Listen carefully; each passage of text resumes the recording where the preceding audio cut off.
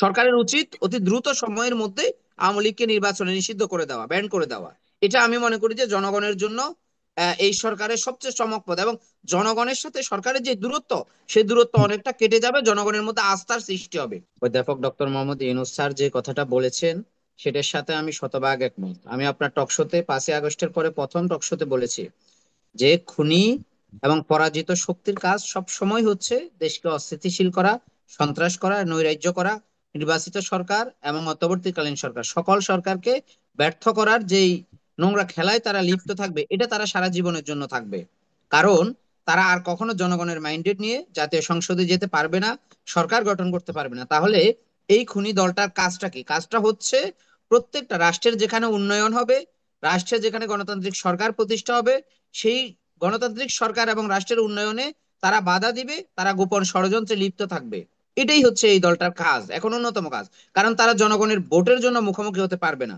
সুতরাং বাংলাদেশের দেশপ্রেমিক, সৎ, খুনি মানে ত্যাগী রাজনীতিবিদ এবং সাধারণ মানুষকে তারা সবসময় ডিস্টার্ব করবে, তারা তাদের গোপন সেই ষড়যন্ত্রে লিপ্ত থাকবে। এটা আমি মনে করি যে প্রধান উপদেষ্টা যথার্থ বলেছেন। আর একটা বিষয় দেখুন সাগর ভাই, আমরা আর একটা বিষয় বারবারের জন্য আশঙ্কা করছি, আমরা ভয় পাচ্ছি না, তবে আমরা আশঙ্কা করছি। সেটা হচ্ছে এই খুনি হাসিনা গত 15 বছরে ভারতকে যা দিয়েছে, প্রত্যেকটা মানে সরকারের প্রত্যেকটা কাজের সাথে ভারত যুক্ত ছিল। বাংলাদেশে একটা পুতুল সরকার ছিল, বাংলাদেশে কোনো জনগণের সরকার ছিল না। তো যার কারণে ভারতের গোয়েন্দা সংস্থা এবং ভারতের যে ইন্টেলিজেন্স, সেগুলো বাংলাদেশ সম্পর্কে তাদের একটা স্বচ্ছ ধারণা আছে। অর্থাৎ বাংলাদেশের কোথায় কি হচ্ছে গত 15 বছরে তারা সেই ধারণাটা নিয়েছে।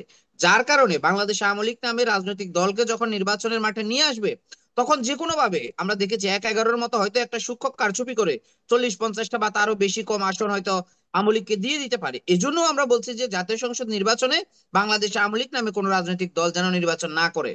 আমরা আমাদের শঙ্কার জায়গা থেকে বলছি যে হুম। এই ধরনের ঘটনা বাংলাদেশে অতীতে ঘটেছে, 1-11 নির্বাচনে আপনি দেখেছেন।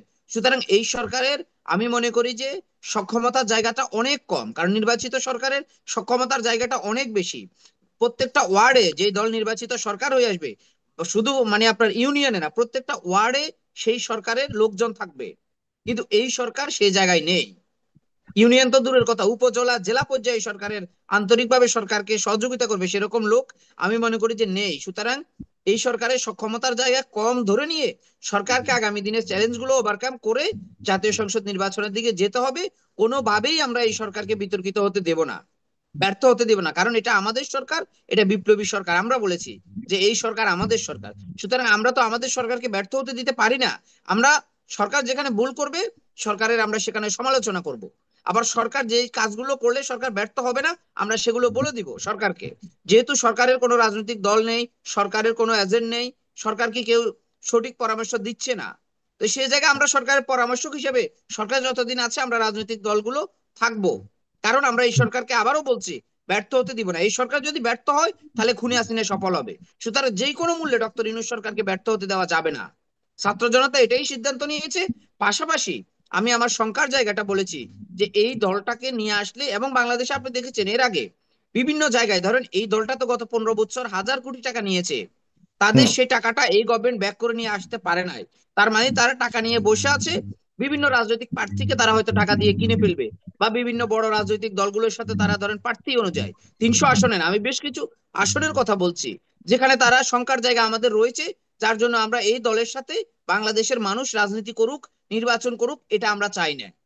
কারণ খুনে হাসিনার দোসর মানে ভারতে যে ঘটনাগুলো ঘটাচ্ছে, ভারতে বসে বসে হুম। নির্বাচনের সময় যে ঘটাবে না, তার গ্রহণযোগ্যতা কি? সুতরাং সেই জায়গা থেকে আমরা হাসিনাকে কিছু মনে করি না, কিন্তু আমাদের বড় শত্রু তো ইন্ডিয়া এবং তার র। সুতরাং তাদের থাবা থেকে তো বাংলাদেশকে এই সরকার যেহেতু কাজ করার সক্ষমতা কম, এই সরকার বাংলাদেশের মানুষকে এখনো শতভাগ মুক্তি দিতে পারেনি।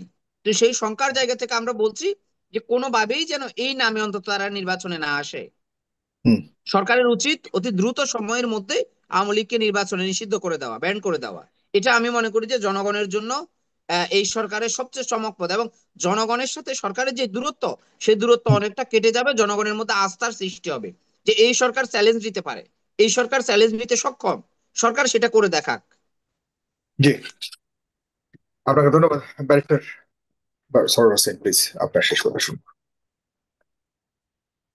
দেখুন, আমাদের এই 5ই আগস্টের পরে একটি কথা সামনে আসছে, যে কথাটা আমরা 5ই আগস্টের আগেও বলতাম, হুম, যে সেটা হলো যে আওয়ামী লীগ তার সমস্ত রাজনৈতিক চরিত্র হারিয়ে ফেলেছিল। একটি রাজনৈতিক দলের যে চরিত্র থাকার কথা, অর্থাৎ দলের ভিতরে ভালো মানুষকে সামনে আনা, চোরকে নিবৃত করা, ফেসিজমকে নিবৃত করা, এবং এই যে লুম্পেন ক্যারেক্টার, এই যে ক্রোনি ক্যাপিটালিজম, যে প্রথম নিজে টাকা চুরি করবে, তারপর তার সন্তান, তারপর তার আত্মীয় স্বজন, তারপরে ডিস্টেন্স আত্মীয় স্বজন, তারপরে চাকর বাকর। সো এটা একটা কমপ্লিটলি লুটেরা তন্ত্র ছিল। এবং মানুষ এটা বলছে যে যে পরিবারটি আহ স্বাধীনতা যুদ্ধে নেতৃত্ব দিল, হুম, সেই পরিবারে একজন চরিত্রবান মানুষ কেন সৃষ্টি হলো না, একজন নীতিবান মানুষ কেন সৃষ্টি হলো না? নাইদার পরিবার থেকে শিখতে পারছে, না শিক্ষা প্রতিষ্ঠান থেকে, না পৃথিবীর অন্যান্য ভালো উদাহরণ থেকে। অর্থাৎ ওই যে একটা পোস্টার আমরা দেখি যে এই এই পরিবারের সব চোর, এটা তো অত্যন্ত দুর্ভাগ্যজনক একটা ঘটনা, এটা তো দেশের জন্য অত্যন্ত ভয়াবহ খারাপ অবস্থা। হুম, তো সেই সেই একটা পরিবারের সব চোর, সেইখান থেকে অন্য রাজনৈতিক দলগুলো যদি পার্থক্য সৃষ্টি না করতে পারে, তাহলে তো মানুষের ভিতরে এই আকাঙ্ক্ষা থেকেই যাবে যে ওইভাবে আবার এসে যে মোরা আর মামুরা হয়ে যায় কিনা। এই যে প্রথম নিজেরা, তারপর তার আত্মীয় স্বজন, তারপর তার চাকর বাকর, এইগুলো সব সামনে আসবে কিনা, এইটা মানুষের একটা বড় সংশয়। সেই জায়গা থেকে ইউনূস সাহেব যেহেতু যা কিছু করতে চেয়েছিলেন কিছু করতে পারেননি, কিছু এখন পর্যন্ত অ্যাপারেন্টলি কতগুলো ভালো কাজ করেছে। একটা ইউএন এর একটা রিপোর্ট করেছে, তার অনুরোধে ইউএন এর একটা টিম আসছিল। অর্থাৎ এটা একটা ওয়ার্ল্ড ক্লাস একটা ডকুমেন্ট হয়ে গেল, একটা আন্তর্জাতিক স্বীকৃতি চলে আসছে এখানে।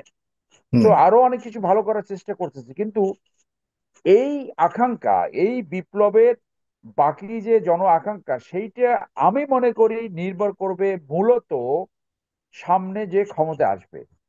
আমরা যদি তর্কের সাথে ধরে নিই যে বিএনপি আসবে, তাহলে বিএনপির উপরে এই বার্ডেনটা অনেক বড় করে পড়বে, যে তারা এই দলের ভিতরে দুশ্চরিত্র লোককে সরায় রাখতে পারছে কিনা, ভালো মানুষ সামনে আনতে পেরেছে কিনা, মোস্ট ইম্পর্টেন্টলি যে এই যে যে কারণে বিপ্লব ঘটেছে সেই আকাঙ্ক্ষাটা তারা কমপ্লাই করতে পারে কিনা। এইখানে মানুষের ভয়ের কারণ আছে, মানুষের আশঙ্কার কারণ হয়ে গেছে, যে এইটা আবার ওই একই রকম আওয়ামী লীগের যাতে একটা শাসন ব্যবস্থা ফেরত না আসে, সেই জায়গাটা হবে না। সেই জায়গাটা পরিষ্কার থাকবে, বিএনপি জন আকাঙ্ক্ষা ধারণ করবে, বিএনপি ইন্ডিয়ান পদলেহনকারী রাজনীতি ফলো করবে না, বিএনপি গণতান্ত্রিক প্রক্রিয়া ফলো করবে, বিএনপির ভিতরে যারা চুরি ডাকাত লুটপাট করে তাদেরকে সরিয়ে দেবে এবং তাদের বিরুদ্ধে ব্যবস্থা করবে। এইটার ওনাসটা, এইটার দায় দায়িত্বটা মূলত বিএনপির উপরই পড়বে। এবং বিএনপি সেইটা পারে কি পারে না, সেইটাই এদেশে মানুষ অনাগত দিনে দেখবে, এবং সেইটার উপরে আমি আবারও বলবো যে বিএনপির ভবিষ্যৎ রাজনীতি নির্ভর করবে। এবং বিএনপির প্রতি এইটাই আবেদন থাকবে যে এমন ভুল না করে যাতে ফেসিজম ফেরত না আসে, সেই ভুলের ভিতরে ঢোকা যাবে না। অতএব এখানে বিএনপির উপর অনেক বড় দায়িত্ব, অনেক বড় বার্ডেন, এবং সেই বার্ডেনটা কিছুটা চ্যালেঞ্জিং এবং কিছুটা কোয়ালিটি ডেভেলপ করার সুযোগ এনে দেবে নতুন এই ছাত্রদের যে রাজনৈতিক উদ্যোগ, এই উদ্যোগ সহ অন্যান্য যে রাজনৈতিক উদ্যোগ, সেই উদ্যোগটা বিএনপিকে মোটিভেট হতে, বিএনপিকে কারেকশন হতে, বিএনপিকে কোয়ালিটি পলিটিক্স করতে সহায়তা করবে বলে আমি মনে করি। ধন্যবাদ।